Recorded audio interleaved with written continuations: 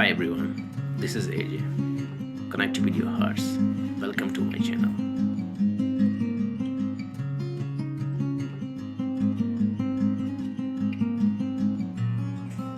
Government has cited how many sites in country to install medical oxygen plant for state. कि government के नज़रिया में कितने site हैं कंट्री में कि मेडिकल ऑक्सीजन प्लांट को इंस्टॉल करने के लिए। वो है हमारे पास ऑप्शन, ये है 581 साइट। अभी तक 581 साइट डिसाइड किए गए हैं मेडिकल ऑक्सीजन प्लांट के लिए स्टेट में। और नेक्स्ट क्वेश्चन है हमारे पास, first ever electric tractor in the country has been tested in which state और यूटी। इनमें से कौन से स्टेट और यूटी हैं जहाँ पे पहला सक्सेसफुली इलेक्ट्रिक ट्रैक्टर की टेस्टिंग हो गई है। वो है हमारे पास ऑप्शन मध्य प्रदेश। मध्य प्रदेश के बुधिनी ज़िले के central farm machinery training and testing institute में मिनिस्ट्री ऑफ एग्रीकल्चर ने ये टेस्ट किया गया है। और इस टाइम हमारे पास जो मिनिस्ट्री ऑफ एग्रीकल्चर है वो नरेंद्र सिंह तोमर के हाथ में है।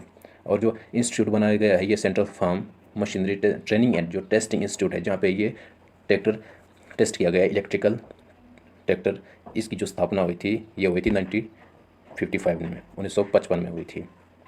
अब हम नेक्स्ट क्वेश्चन की ओर जाते हैं कि according to organisation for economic cooperation and development OECD, जिसकी फुल फॉर्म है OECD की, इन्होंने एक रिपोर्ट बनाई है कि which country is a top recipient of FDI in 2020। इसका सीधा सीधा कहने का मतलब ये है कि 2020 में फॉरेन डायरेक्ट इन्वेस्टमेंट सबसे ज़्यादा इनमें से कौन सी कंट्री में आया है, कि सबसे ज़्यादा कौन से इनमें से कंट्री है जहाँ लोगों ने सबसे ज़्यादा पैसा लगाया है। वो है ऑप्शन ये वाला, चाइना। चाइना में सबसे ज़्यादा फॉरेन डायरेक्ट इन्वेस्टमेंट आया है 2020 में। और उसके बाद आया है हमारा USA में, और तीसरे नंबर पे हम लोग हैं इंडिया में। इंडिया में तीसरे नंबर पे सबसे ज़्यादा फॉरेन डायरेक्ट इन्वेस्टमेंट आया है। और चाइना की बात करें तो चाइना में 212 बिलियन के करीब ये फॉरेन डायरेक्ट इन्वेस्टमेंट आया है। और हमारे इंडिया में 64 बिलियन की ट्रेडिंग हुई है 2020 में फॉरेन डायरेक्ट इन्वेस्टमेंट की ओर से।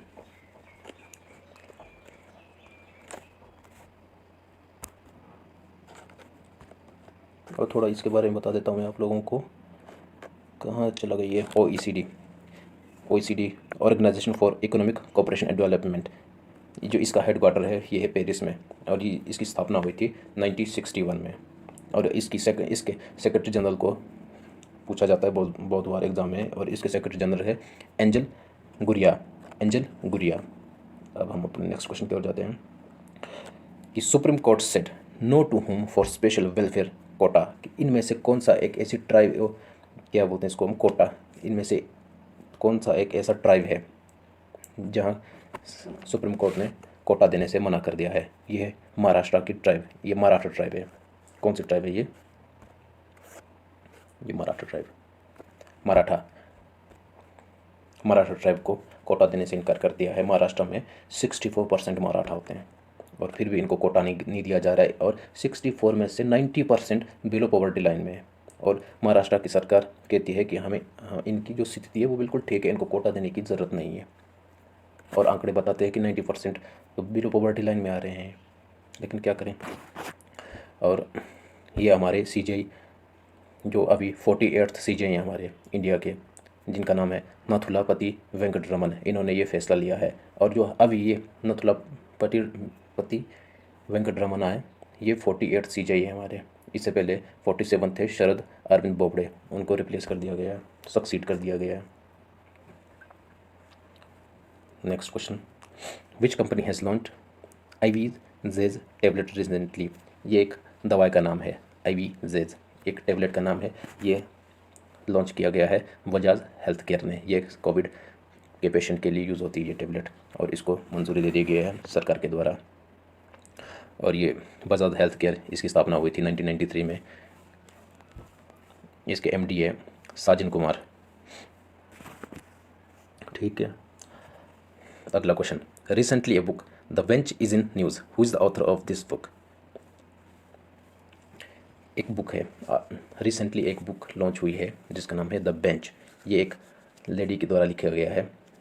इस ऑथर का नाम है मेघन मार्कले, ये है यूएसए की, बच्चों के लिए लिखती हैं ये बुक। न्यूज़ में हॉट टॉपिक है ये, याद रखना इस चीज़ को। नेक्स्ट क्वेश्चन है, Bengal 2021 an election diary is in news, who is the author of this book.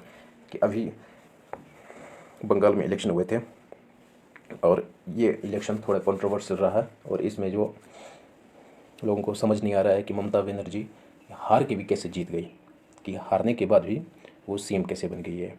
और ये कंट्रोवर्शियल बुक है, इसकी ऑनलाइन डिमांडिंग शुरू हो गई है, और ये लिखा है दीप हल्दर ने लिखा है। ये दीप हल्दर की वैसे सेकंड बुक है ये, इसने 2019 में भी एक बुक लिखी थी, उस बुक का नाम था ब्लड आइलैंड। देखते हैं, पढ़ते हैं इस बुक को भी क्या लिखा है।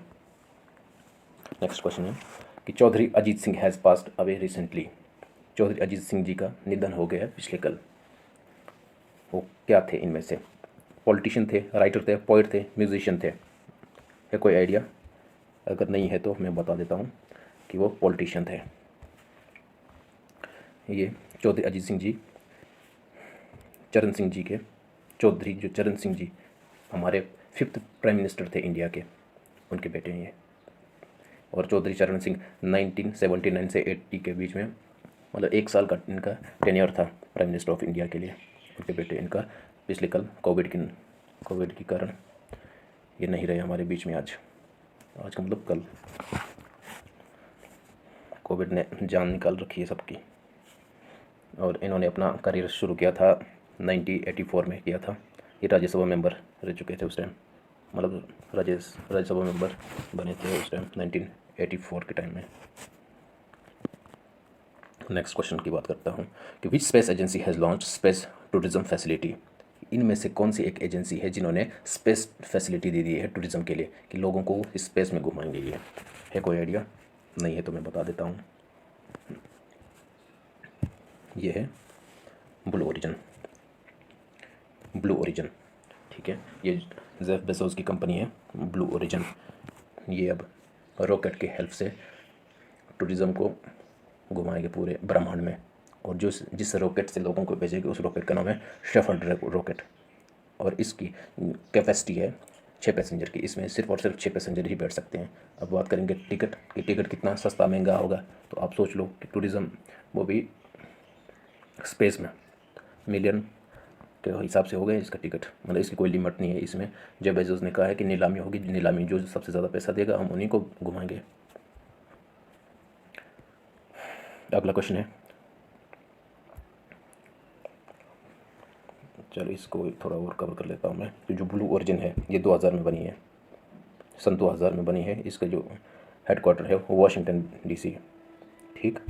और 20 जुलाई 2021 को ही इन्होंने इसलिए सोचा कि हम 2020 नहीं 20 जुलाई को ही उड़ाएंगे, हम पैसेंजर को लेके जाएंगे, क्योंकि उस दिन नासा का अपोलो 11 लैंडिंग एनिवर्सरी है उस दिन, इसलिए 20 जुलाई को इन्होंने चूज़ किया है।